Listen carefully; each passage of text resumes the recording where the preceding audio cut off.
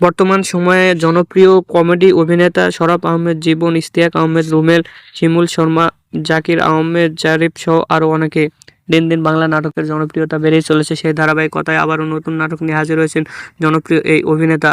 নাটকটির নাম কাবজাব। এই নাটকটিতে অভিনয় করেছেন বর্তমান সময়ের আলোচিত অভিনেতা শরাফ আহমেদ জীবন, ইশতিয়াক আহমেদ রুমেল, শিমুল শর্মা, ফারিন খান সহ আরও অনেকে।